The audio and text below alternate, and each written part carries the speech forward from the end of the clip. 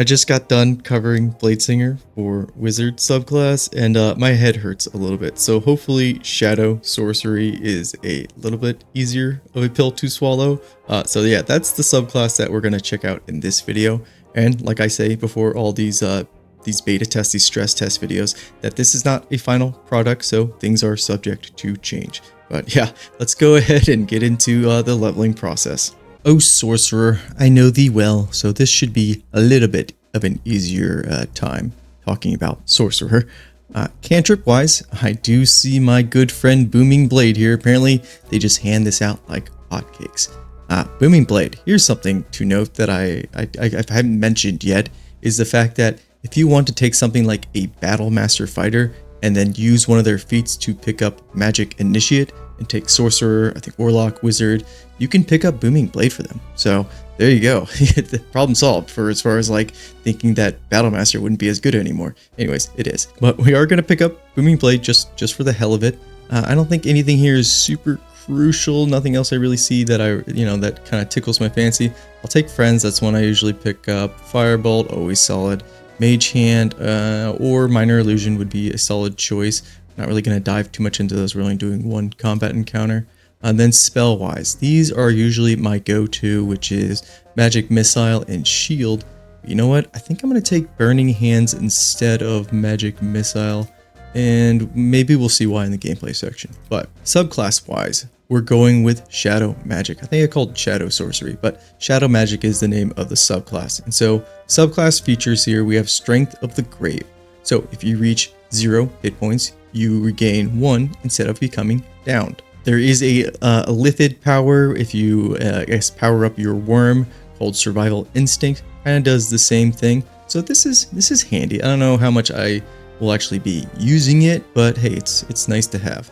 And then the other is Superior Dark Vision. You can see in the dark up to 24 meters. And then I like the description here. You siphon your powers from the Shadowfell itself. The light in your soul snuffed out by an unsettling darkness. Man, Sorcerer, you're so cool.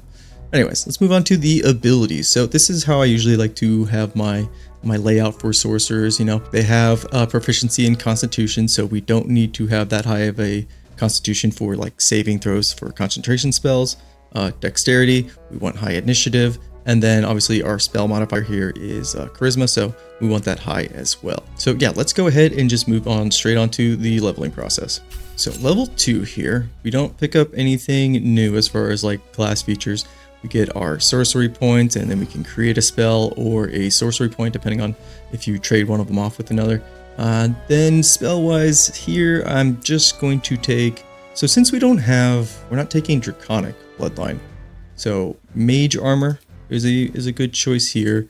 Meta Magic, I always go with Twin. Twin is really good. And then Extended is my other favorite one. Careful and Distant are okay. I did peek ahead, and we do get essentially a free Distant Meta Magic, so I wouldn't recommend taking Distant with Shadow Magic here.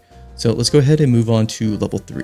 So at level 3 here, we do gain some new spells, and we also get this class feature here, Eyes of the Dark. So essentially, this gives us the Darkness spell. They have the version here that costs a level 2 spell slot, or you can spend 2 sorcery points to do the same thing. So that's interesting. I don't know how valuable that is at the moment, but we will see. And then spell-wise, I think this might be a good contender for using Shadow Blade because we have high dexterity, obviously our charisma, and then being able to use dark vision inside of a darkness bubble, because we just got 2 ways to make darkness. That could be a play. So we're keeping that in mind for the gameplay section. So let's move on to level 4. So at level 4, we get another cantrip. I wouldn't take light because it kind of is counterproductive to shadow stuff. So I would never take light. Minor illusion, kind of the go-to there. Spell-wise, we do get a Misty Step, but to dark places later on. So don't know if taking Misty Step is the play here. Maybe something like Scorching Ray just for more damage, and we'll see how that pans out. We are just going to be using ability improvement for our feet and bumping up our charisma and moving smoothly along to level 5. I feel like by this point in the wizard video, we're still at level 2 talking about Blade Song, so I'm very happy that this is going smoother. Now for our level 3 spell, we got a lot of good choices here. There's always haste, counter spell, fireball, lightning bolt here. Now the only thing I will say is if we're going to be playing with that darkness spell, that's going to be our concentration. So something like haste, maybe not the best pick. I think what I'm going to attempt here is to do like focus on the shadows, but also have an elemental type. And the one I'm going to favor here is fire, but also lightning is very strong as well. But just for the sake of this video, we're just going to stick with trying to do fire and shadow as far as the playstyle. So let's move on to level 6, where we should be picking up another subclass feature. And yeah, we get an action here. We get Hound of Ill Omen. So this costs a bonus action and 3 sorcery points, and it's a permanent summon, so it doesn't go away after like 10 turns or something. We will summon our friendly shadow dog in the gameplay section. Just know I noticed the shadow dog or the Ill Omen Hound here, it does not like scale up as we level up. What we get here is basically how it stays stat-wise. So moving on to the spells, I think Counterspell is what I'd pick up here, and we can move on to level 7. And at level 7, if we're just trying to stick with a very simple theme just to show off, Infusion, that's a concentration. Again, we're kind of trying to focus on darkness as our concentration. So maybe just Magic Missile just as a jack of all trades, and Magic Missile is like amazing. So yeah, let's pick that up and then move on to level 8. Level 8, we got to pick up another spell. I wish these all, sorcerers are so like concentration heavy. So it's like you really got to pick and choose. I actually think taking Misty Step might not be the worst idea. Something like Dark Vision, totally useless. I would not pick it up with Shadow Magic at all. It's totally redundant. Not a choice there. I don't know why I looked at that one. But now we got our second feat here. I always think just bumping up your Charisma or even just picking Alert for higher to make sure you're first on the initiative is a good idea, and I think that's what I'll do. We'll make sure we are alert because we want to cast Darkness basically right off the bat, so that way we can just move into the darkness, and then the enemy AI usually has trouble dealing with when you are in darkness. So that seems like kind of the play we want to go for. Then we can move on to level 9. Level 9, we just get more sorcery points. I think we get our level 5 spells. Nothing really stands out to me here as a must pick. I'll just pick Cone of Cold. I really like Cone of Cold just in general. I don't see Odaluk's like spells, his spears. I think he had like an ice spear. I guess he's like a famous wizard in D&D because he's not in the sorcerer spell pool. So is he? I'm guessing he's related to wizards somehow, some sort of like powerful wizard. Anyways, let's go on. You guys can tell me that in the comments. Let's move on to level 10. We get some more cantrips. Kind of pick what you want there, spell wise, and fill as needed. Nothing here is super crucial. Maybe Mirror Image for some survivability. We get our second meta magic pick. It is always Heightened for me. Heightened is really good as well. And then for level 11, we get another class action. So Shadow Walk. This is what I was talking about earlier, where this kind of works like Misty Step, except it's a free bonus action. The only thing you have to do is make sure you teleport to a obscured spot. So light or heavily obscured spot. So it is contingent on that. So that's why maybe taking Misty Step is still not a bad choice. But the second benefit of this is you can see at the bottom there, you get Distant Spell without spending a sorcery point.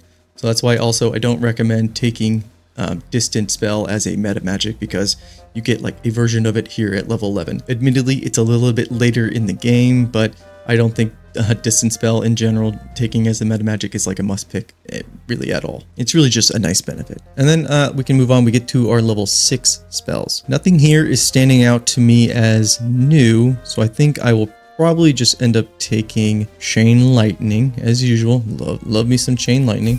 And then we can move to level 12. Level 12, we get to pick up another level 6 spell.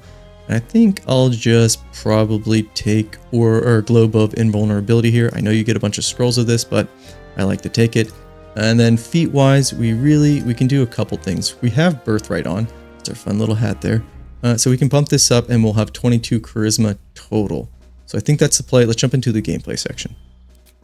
All right, then looking at the equipment really quickly, like I said at the beginning, I want to show this basically without juicing up this character too much. We do have Birthright, so it's going to give us +2 charisma, total 22 there. We are using the Ice Bite Roads, but we're just getting cold resistance. We're resistant to cold damage here. Not a huge deal. We do have Marco Heshkire, and I think I want to show off Shadowblade, so we're not even going to be using Marco Heshkire, and I think, do we want to bump Shadowblade up to basically the max. So something about upscaling the Shadow Blade, you can pick a level 5 or 6 spell and it'll increase it to 2 to 16 damage. So we don't need to use our level 6 spell, so we can actually just use level 5 spell. So that'll be our weapon there. Let's see how that works. The only other thing we need to do is summon our Ill Omen Hound. And you can kind of see what he's got going on here. First off, he's like a shadow, fiery, basically hellhound, like Scratch. It's the same model of Scratch essentially, but he does have a couple things going on. And I don't know if I mentioned it, but he doesn't run out. He's a permanent addition. He doesn't like run out in like 10 turns. He has Ominous Bite here, and he has a possible chance of placing Omen on him. So Hound's Omen here. This is kind of like the special, I would say, synergy or maybe playstyle that you'd want with Shadow Magic Sorcerer. Hound's Omen, a dark omen that can be of acid, cold, fire, lightning, poison, or thunder. When a damage of that type is dealt to the afflicted entity, the owner of the hound regains 1 sorcery point.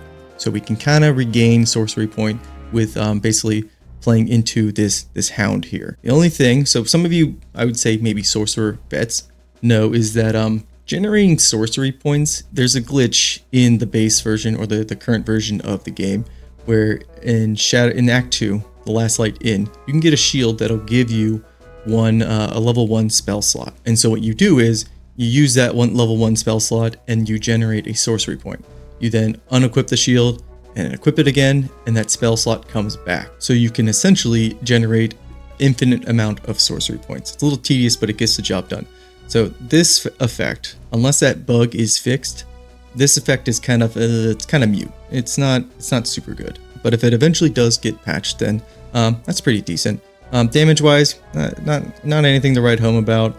Umbral Tangle here. This is okay.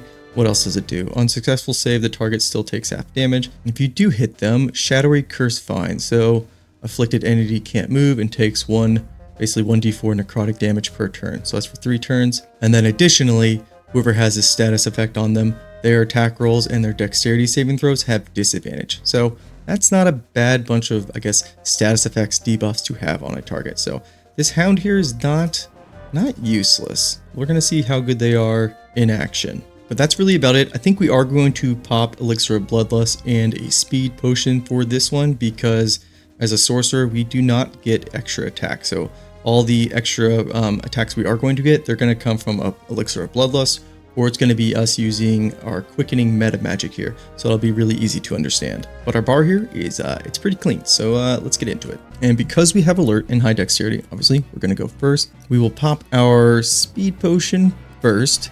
And then we'll spend a sorcery points here to put ourselves in darkness, and we'll try to basically get in the middle of a bunch of them, or at least to where we can hit a bunch of them. So maybe here, and then we'll just move on inside, and we should be safe. We also can do a regular attack, so we do 7 to 35. That's pretty good. But we also have Booming Blade, which is 9 to 51, which is it's a lot of damage. So we're going to go ahead and just use Booming Blade instead.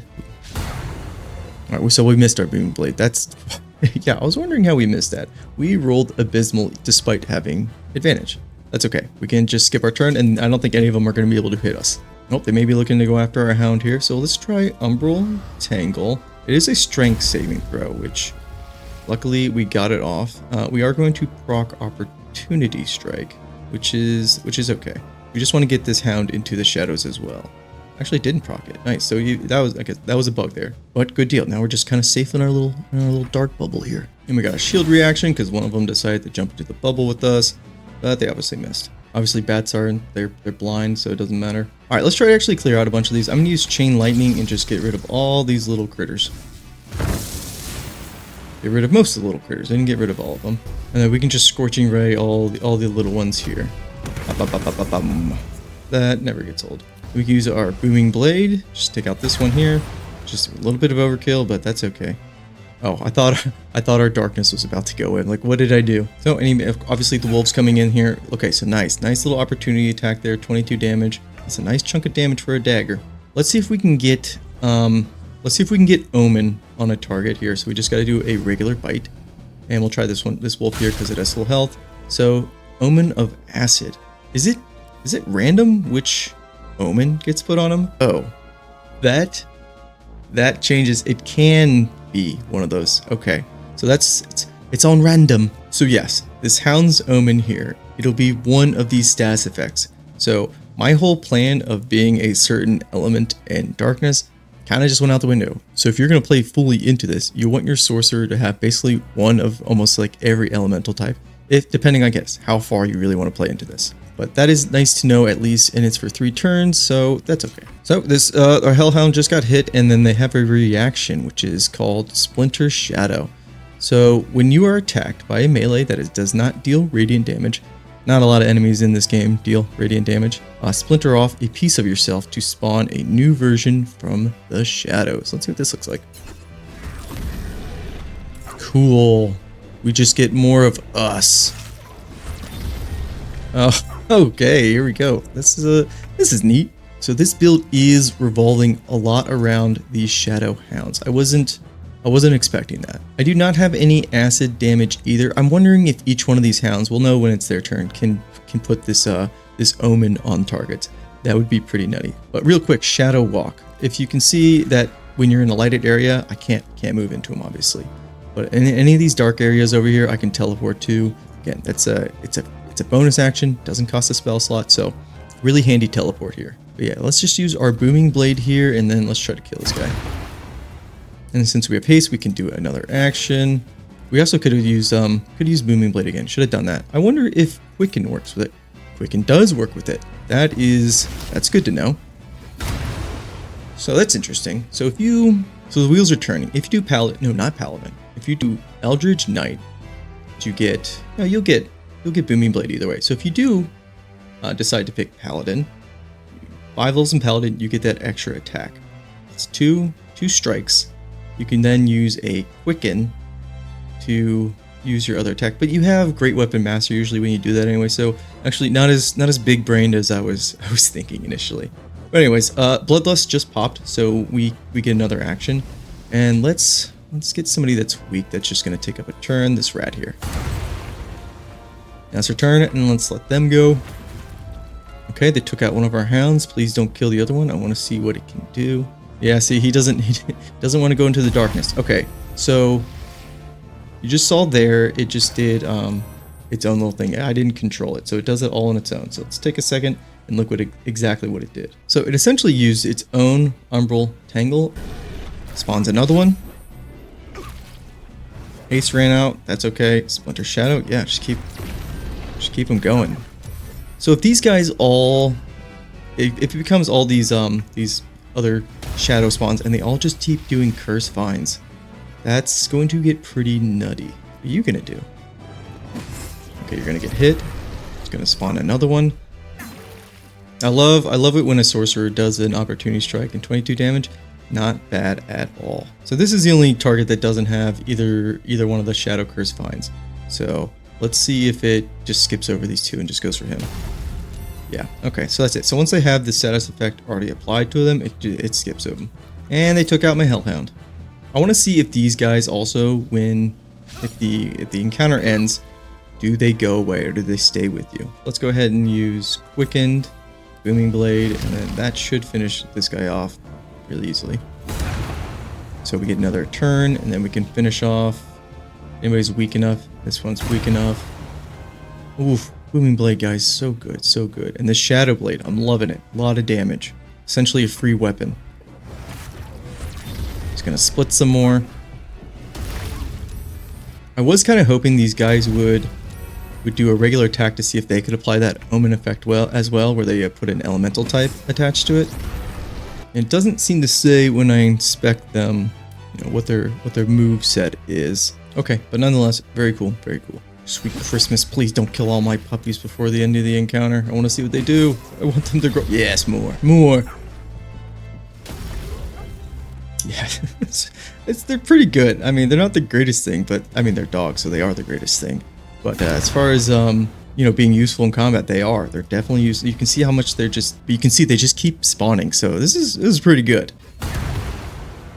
Is it my favorite playstyle?